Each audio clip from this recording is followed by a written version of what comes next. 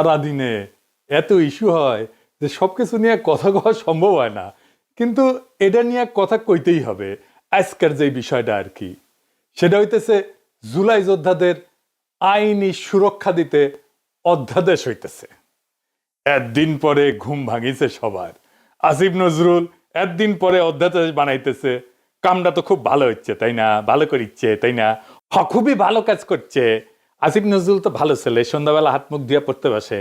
হ্যাঁ, আসিফ নজরুল বাংলাদেশের মানুষদের দূর পাইছে, দূর পটাইতেছে, তাই আঙ্কারে হাতে লেমন চুস ধরাই দিছে। আসিফ নজরুল আর প্রফেসর ইউনূসের সরকার আঙ্কারে কিভাবে ধাপ্পা দিচ্ছে সেটা না বুঝে দেখি। আসেন আগে আসলে বুঝে দেখি অধ্যাদেশ আসলে কি। অধ্যাদেশ হইল সংসদ ছাড়া, জানে যখন সংসদ নাই তখন সরকার আর রাষ্ট্রপতির মাধ্যমে জারি করা একটা অস্থায়ী আইন। তার মানে এটা আইন কিন্তু সংসদে পাস হয়নি, এবং এইটা এখন জারি করা হইতেছে জরুরি পরিস্থিতির জন্য, যেহেতু সংসদ নাই। আর একটু ভেঙে বলি, ধরেন সাধারণ আইন কিভাবে হয়। স্বাভাবিক নিয়মে একটা প্রস্তাব আসে, সংসদে আলোচনা হয়, ভোট হয়, পাস হয়, রাষ্ট্রপতি সাইন করে সম্মতি দেয়, আইন হয়ে গেল। এইটারে বলা হয় সংসদীয় আইন।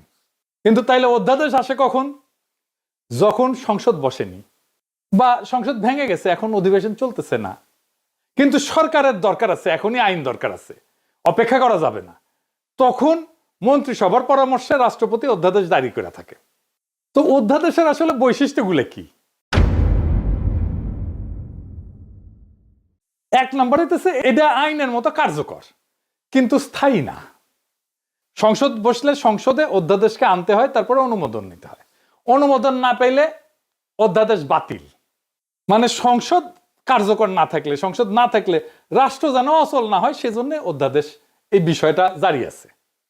এখন ধরেন পরের সংসদ এটা পাশ করলো না অধ্যাদেশ আসিফ নজরুলের, তাহলে কি হবে? আসিফ নজরুলের কাছে উত্তর আছে? নাই। অধ্যাদেশ সংসদে পাশ হয়ে আইন হইলেও সংসদ চাইলে তো পরের দিনই নতুন আইন করে সেটা বাতিল করে দিতে পারে। এমনকি এই অধ্যাদেশ যেটা আসিফ নজরুল করতে যাচ্ছে সেটা আদালত এখনই বাতিল করে দিতে পারে। তার মানে এটার মূল্য শূন্য, জিরো। তাইলে আসিফ নজরুল কেন এ সাল করতেছে সেটার উত্তর আমরা পরে পাবো। আসেন আগে বুঝে নেই যে আদৌ জুলাইয়ের জন্য দায় মুক্তি দেওয়া সম্ভব কিনা। এক কথায় দেওয়া সম্ভব না, এবং দেয়া যে সম্ভব না এটার কারণ আসিফ নজরুল, তার সাথে আছে ওয়াকার, তার সাথে আছে প্রফেসর ইউনূস নিজে, তার সাথে আছে ডাক্তার জাহেদ, তার সাথে আছে বিএনপি, তার সাথে আছে তারেক রহমান। এরা সবাই এই পরিস্থিতি ইচ্ছা করে তৈরি করছে। কেন? কারণ ঘোষিত বিপ্লব ছাড়া দায় মুক্তি সম্ভব না। দায় মুক্তি কোনো আইনি ব্যতিক্রম না, এটা একটা সার্বভৌম ঘোষণা। যে বিপ্লব ঘোষণা করতে পারে না সে দায় মুক্তি দাবি করার নৈতিক অধিকার, ক্ষমতা এটা কোনোটাই রাখে না। ওয়াল্টার বেনিয়ামিন বিপ্লবী সহিংসতা বনাম আইন রক্ষাকারী সহিংসতা, এইটা একটা কথা বলছিলেন। একদিকে লেখেন বিপ্লবী সহিংসতা, আর একদিকে হতেছে আইন রক্ষাকারী সহিংসতা। আইন তৈরি করে যে সহিংসতা আর আইন রক্ষা করে যে সহিংসতা, দুইটা এক না। উনি বলছেন ল প্রিজার্ভিং ভায়োলেন্স, যেটা পুরানো ব্যবস্থার ভিতরে থাকে, এবং ল মেকিং ভায়োলেন্স, যেটা নতুন ব্যবস্থার জন্ম দেয়। যে সহিংসতার নতুন আইন তৈরি করে না সেটা কেবল অপরাধ। 1971-এর স্বাধীনতা যুদ্ধ ছিল নতুন আইন তৈরি করার লড়াই। 1971-এর স্বাধীনতা যুদ্ধে আমরা যেটা করছি সেটা ল মেকিং ভায়োলেন্স, সেজন্য ওটা অপরাধ না। পুরানো বন্দোবস্ত রেখা সংগঠিত রাজনৈতিক সহিংসতা বৈধ হইতে পারে না, কারণ তা আইন ভাঙে কিন্তু নতুন আইন সৃষ্টি করে না। স্মিথ বলছেন সার্বভৌম সেই যে ব্যতিক্রম ঘোষণা করতে পারে। ওনার একটা বিখ্যাত সূত্র ছিল, উনি বলছেন, ইংরেজিতে কইছেন, বাংলা হইতেছে সার্বভৌম সেই যে ব্যতিক্রম ঘোষণা করতে পারে। বিপ্লব মানে নিয়ম স্থগিত করা, পুরনো বৈধতা বাতিল করা, নতুন বৈধতা ঘোষণা করা। যে বিপ্লব পুরনো সংবিধান, পুরনো আদালত, পুরনো নৈতিক মানদণ্ড চালু রাখে, সে আদতে সার্বভৌম না। সার্বভৌম না হইলে দায় মুক্তি দেওয়ার ক্ষমতা থাকে না, বরং নিজেই ভবিষ্যৎ বিচারের অধীন হয়ে পড়ে। হান্না আরেন্ট বলছিলেন যে সহিংসতা একটা নতুন রাজনৈতিক সূচনা করতে পারে না, উনি বলছেন ফাউন্ডিং মোমেন্ট, এটা তৈরি করতে পারে না, সে সহিংসতা নিজেই নিজের বিরুদ্ধে সাক্ষ্য দেয়। সেই কারণে নতুন রাষ্ট্র গঠন করা ছাড়া সহিংসতা বিপ্লব না, এটা অপরাধ। তিনজনের কথা বললাম। বেনিয়ামিন বলছেন নতুন আইন না বানাইলে সহিংসতা অপরাধ। স্মিথ বলছে ব্যতিক্রম ঘোষণা না করলে সার্বভৌম নাশে। আর হান্না আরেন্ট বলছেন নতুন শুরু ছাড়া সহিংসতা ক্ষমতা না। শুধুমাত্র ঘোষিত চূড়ান্ত এবং নতুন শুরুর বিপ্লবী দায়মুক্তি তৈরি করে। পুরানো বন্দোবস্ত রেখা চালানো সহিংসতা আইনগতভাবে না, তাত্ত্বিকভাবেও অবৈধ। আমরা জুলাই বিপ্লবের পরে নতুন আইন বানাইছি, নতুন সংবিধান বানাইছি, বানাই নাই। ডাক্তার জাহেদ তো জান লড়াই দিল জুলাইকে অভ্যুত্থান বলে প্রতিষ্ঠা করার জন্য। বিপ্লব না, ছোটখাটো মানুষ পুতু পুতু করে কথা কয়, আর আমরা হইতেছি উগ্র। কিন্তু এদের ডাক্তার জাহেদের হইতেছে চিকনা বুদ্ধি, সামে এমন মাইর দেবে টেরি পাইবেন না, একদম খাইয়া ফেলবে আর কি। জাহেদ খান জুলাইকে অভ্যুত্থান বলে প্রতিষ্ঠা করার জন্য দেওয়ানা ছিল। অভ্যুত্থান যেটা, সেটা ক্ষমতা দখল করে, কিন্তু নতুন আইন, নতুন বৈধতা, নতুন সার্বভৌমত্ব তৈরি করে না। পুরনো সংবিধান, পুরনো আদালত, পুরনো রাষ্ট্রীয় কাঠামো চালু রাখে। তাই সহিংসতা যেটা, সেটা আইন ভাঙা হয়, আইনের নির্মাতা না। আমরা যেটা জুলাই করছি সেটা আমরা আইন ভাঙছি আইন নির্মাণ করার জন্য। কিন্তু আমাদের নতুন আইন নির্মাণ করতে দেয়নি এই জাহেদারা, এই আসিফ নজরুলেরা, এই প্রফেসর ইউনূসেরা। সেই কারণে এইটা ল ব্রেকিং ভায়োলেন্স হয়ে গেছে, ল মেকিং ভায়োলেন্স হয়নি। অভ্যুত্থানের সময় যে সহিংসতা হয় সেটা পরে অপরাধ হিসাবে বিচারযোগ্য থাকে। সেই কারণে ডাক্তার জাহেদরা 24-এর বর্ষা বিপ্লবকে বিপ্লব না বলে অভ্যুত্থান বলে প্রতিষ্ঠা করার জন্য দেওয়ানা হয়েছিল, যেন জুলাই বিপ্লবীদের পরে জবাই করা যায়। তার মানে এই জাহিদারা তাই চাইছে যা আওয়ামী লীগ চাইছে। আওয়ামী লীগ আর হাসিনা যে পুলিশ হত্যা আর সহিংসতার কথা বলে, জুলাই যোদ্ধাদের ফাঁসি দিতে চায়, তার তাত্ত্বিক ভিত্তি তৈরি করে দিচ্ছে এই জাহেদ, এই সামে সিকনে, এই সিকনা বুদ্ধির লোকটা। আপনাদের জিজ্ঞেস করা উচিত, তাকে ধরা উচিত। এই কাম কেন করছিলেন? মাদিরে যে পুলিশ ধরে, সে বৈধতা দিচ্ছে জাহেদ। দায় মুক্তি বাংলাদেশের ইতিহাসে একবারই হয়েছে, সেটা 1971-এর পরে। কারণ ওইখানে আমরা নতুন শুরু করতে পারছিলাম, ওইখানে লড়াইয়ের বিজয়ী ছিল আমাদের বৈধতা। এইখানে আমরা বিজয়ী হয়েছি, কিন্তু আমরা আমাদের বৈধতা তৈরি করতে পারিনি, নতুন শুরু করতে পারি নাই। সেই কারণে দায় মুক্তি দেওয়া সম্ভব হবে না, যতই বলুক আসিফ নজরুল। তাইলে আসেন, আসিফ নজরুল কেন এই অধ্যাদেশ করতে এত ব্যস্ত? কারণ হইতেছে আসিফ নজরুল নিজে দায় মুক্তি চাইতেছে। সে জানে সে কি আকাম করিছে। কি আকাম করছে জানেন? দেশ যখন একটা বিপ্লবী সন্ধিক্ষণে, যখন আমরা নতুন রাষ্ট্র তৈরি করব, হাসিনা পলাইছে, সেই সময় সে ওয়াকার আর বিএনপির সাথে মিলে পুরো বিপ্লবটাকে লাইনচ্যুত করছে। বিপ্লব ওই রাতেই শেষ। তারপরে ধৈরা ধৈরা বিপ্লবের সাথে সম্পর্কহীন বুড়াগুলাকে উপদেষ্টা বানাইছে, সংবিধান সমুন্নত রাখছে, ওয়াকারকে রাখছে, চুপ্পু করে রাখছে। আমরা সেকেন্ড রিপাবলিক করব বলছিলাম, নতুন রাষ্ট্র করব না, উই বেশি বোঝে, উই একাই বিপ্লবের স্টেক হোল্ডার। আমি ওরা জিজ্ঞাসছিলাম যে আপনার যে নাচতে নাচতে ওয়াকারের গাড়ি চড়ে ক্যান্টনমেন্টে গেলেন, কোন ক্যাপাসিটিতে গেছিলেন? কয় পলিটিক্যাল পার্টির বাইরে যে সিভিল সোসাইটির অংশ আছে সেই হিসেবে গেছি। আমি কইলাম ভেরি গুড। তাইলে এখন বলেন, ওই যে কয়েকদিন ঘুটু করলেন, সিভিল সোসাইটির কার সাথে কথা বলে ঘুট্টুটা করেছেন? কার সাথে পরামর্শ করছেন? আপনি একা হারকিউলিস হয়ে গেছেন কেন? আপনি কারোর সাথে কথা বলেন না কেন? কার সাথে আলাপ করছেন? কারোর সাথে আলাপ করে নাই। আপনার হাত জগন্নাথ, নিজে যা ভালো বুঝিছে তাই করিছে। একটা সাক্ষাৎকারে দেখলাম আজিম নজরুল কইতেছে তার বাসায় বসে ছাত্ররা উপদেষ্টা বানাইতেছে, সে মাঝে মাঝে পরামর্শ দিতেছে, কইতেছে এখন কেমন লাগে? সচিবেরা কথা শোনে না, পুলিশেরা কথা শোনে না, পাবলিক শোনে না কথা, কোথাও গেলে পাবলিক আটকায় ফেলে, ভুয়া ভুয়া স্লোগান দেয়।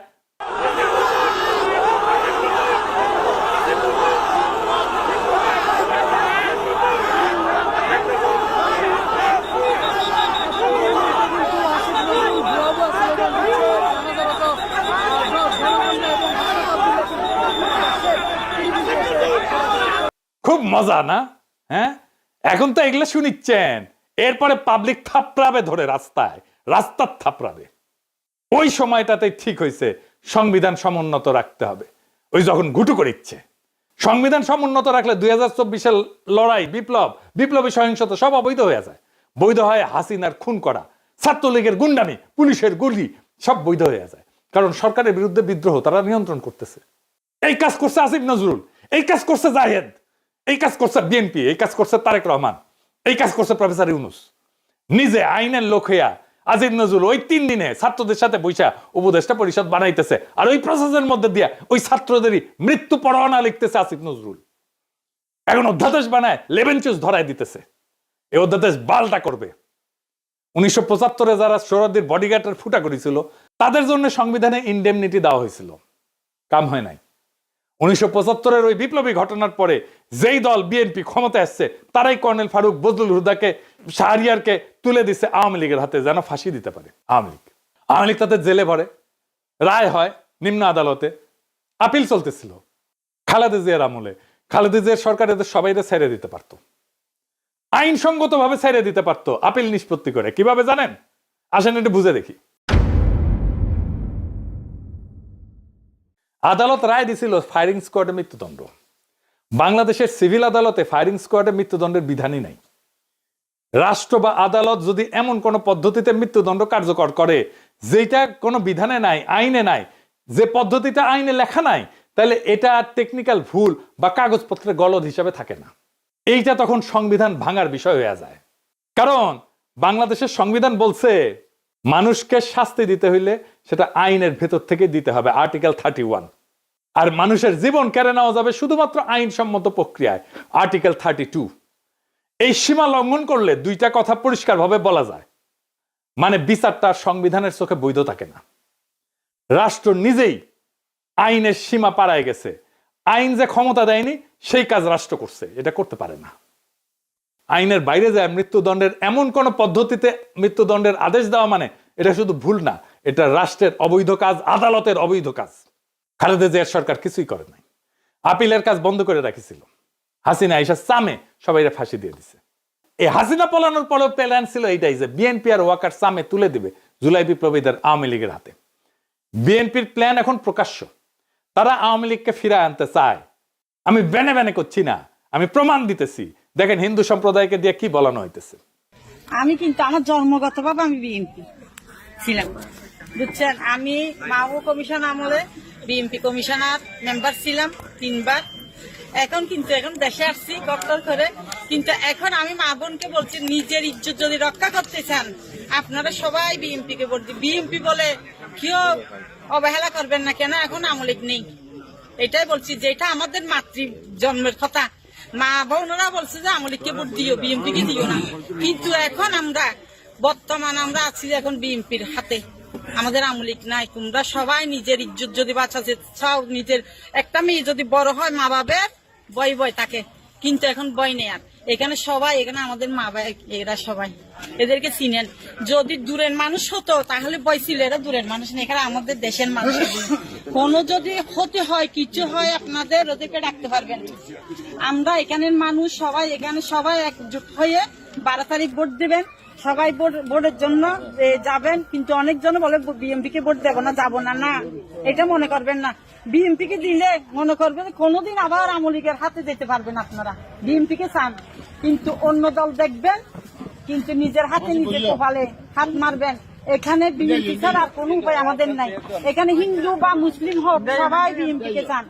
আমি বলছি আমাদের এই এলাকার সবাই, আপনারা বিপদের সময় না পেলে এদেরকে পাবেন। এরা এখানে কাছের লোক, এরা দূরের নাই, কেউ হারিয়ে যেতে পারবেন এখান থেকে, আমাদের হাত থেকে, কেন এগুলো আমাদের দেশের লোক। তাই আমি বলছি মা বোনকে, এখানে মহিলা হইয়ে বা পুরুষ হইয়ে ওই বিএনপি কে দেবো না, এই কথা আর বলিয়েন না। কেন আমরা এখন একটাই দল, বাংলাদেশে একটাই দল আছে, ওইটাই কোনো দল না, এটা নিজেরাই দল করছে, যে এটাকে কেউ সমর্থন দেবে না ওই দলকে। আমরাই এখন হচ্ছি যে কি সবাই বলো বিএনপি কে চাই, ভোট চাই, ধানের শীষে ভোট দেবে, এটাই আমরা চাই। আমাদের ধানের শীষে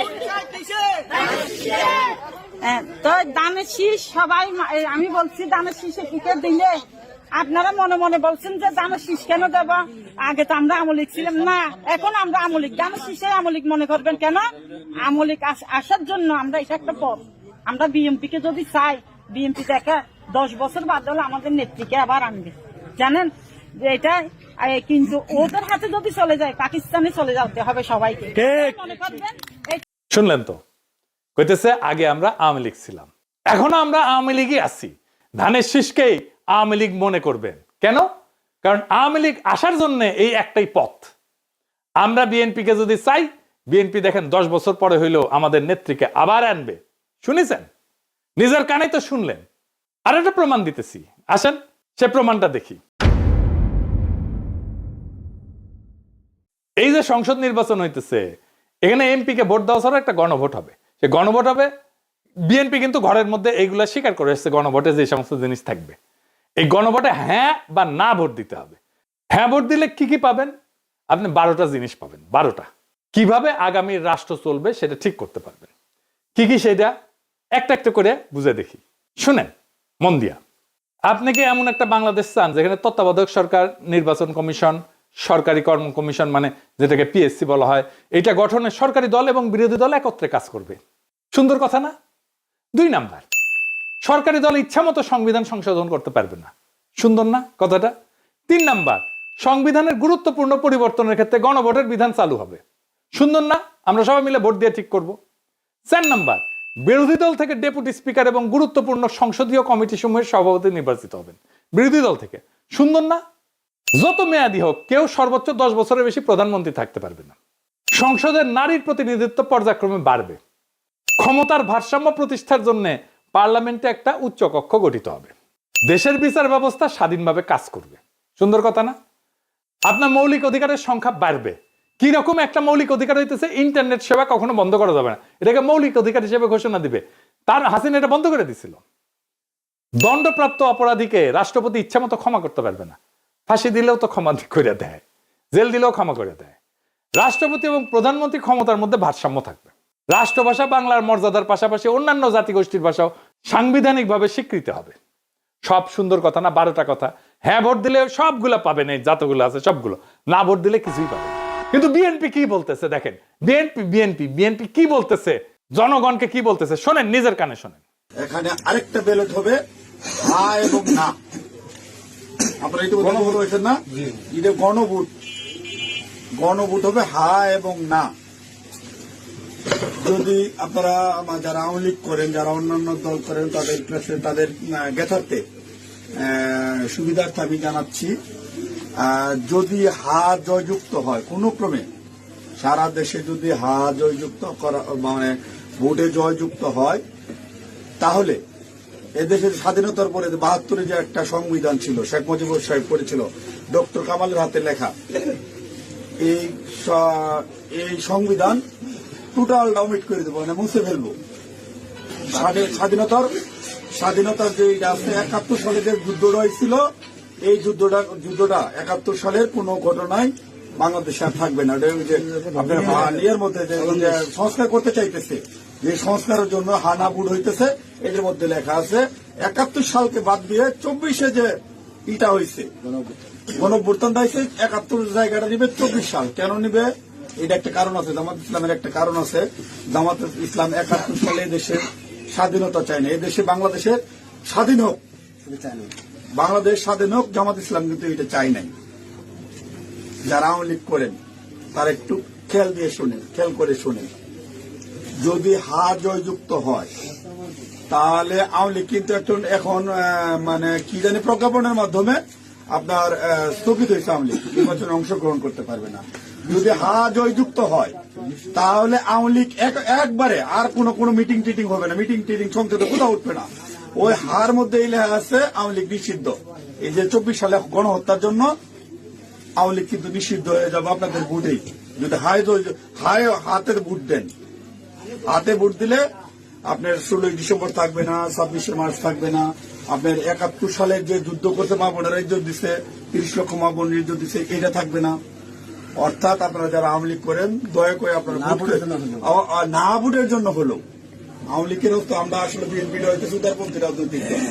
আমরা বিএনপি চাচ্ছি সকল দল মিলে একটা দেশে নির্বাচন হোক, এবার না হোক, সামনে যেন সকল দল একটা নির্বাচন অংশগ্রহণ, 5 বছর পরে যে সকল দল নির্বাচন অংশগ্রহণ করতে পারে।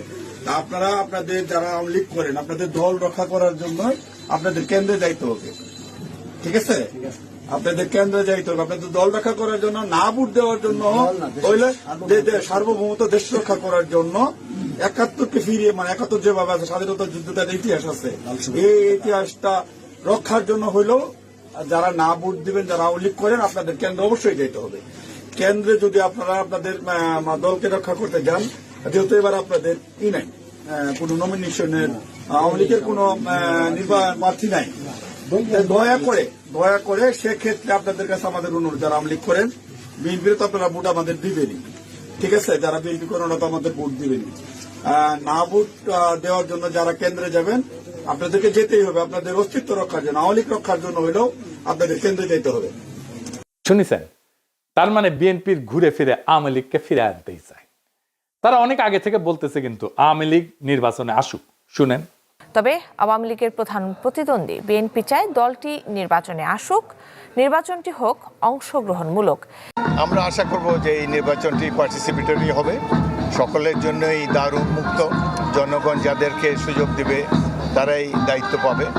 আমরা কামনা করি প্রত্যেক রাজনৈতিক দল এই নির্বাচনে অংশগ্রহণ করুক, কাউকে বাদ দেওয়ার হলে জনগণই বাদ দিয়ে দেবে। যখন জনগণের বিরূপ প্রতিক্রিয়া হয়েছে তখন বলে এইবার না আসুক, বিএনপি ক্ষমতা আসলে আওয়ামী লীগ ফিরবে, পরের বার ফিরবে। বুঝিসাও? ঐক্যমত কমিশনে আইসা বলে আমরা সংস্কার চাই, আর কর্মীদের বলে না ভোটের ক্যাম্পেইন করতে। কি রকম জাউরার জাউরা, কি রকম খাইস্টার খাইস্টা, কি রকম ভন্ডের ভন্ড। এটাই আসল প্ল্যান। এই প্ল্যান হইতেছে গ্র্যান্ড প্ল্যান, আওয়ামী লীগকে ফেরানোর প্ল্যান। এইবার ভোটে যদি বিএনপি জিতে তাহলে আওয়ামী লীগ ফিরবে, লিগে রাখতে পারেন। এটা তো আমার কথা না, আপনারা তো বিএনপির লোকদের মুখেই শুনলেন, তাই না? আপনি আসলে ধানের শীষে ভোট দিতেছেন না, আপনি ভোট দিতেছেন নৌকায়, আপনি ভোট দিতেছেন হাসিনা রে, আপনি ভোট দিতেছেন ফ্যাসিস্ট রে, আপনি ভোট দিতেছেন ভারপ্রাপ্ত আওয়ামী লীগ রে, বিএনপি রে না। যারা আওয়ামী লীগ রে ফিরে আনতে চান তারা ধানের শীষে ভোট দিতে পারেন। আমরা বলবো নৌকার ধানের শীষ দুই সাপেরই একই বিষ। এই দুইটারেই বাংলাদেশ থেকে হটাইতে হবে, এই দুইটারে ক্ষমতার আশেপাশে আসতে দেওয়া যাবে না। এটাই আমাদের আগামীর বাংলাদেশ গড়ার শপথ হোক। ইনকিলাব জিন্দাবাদ।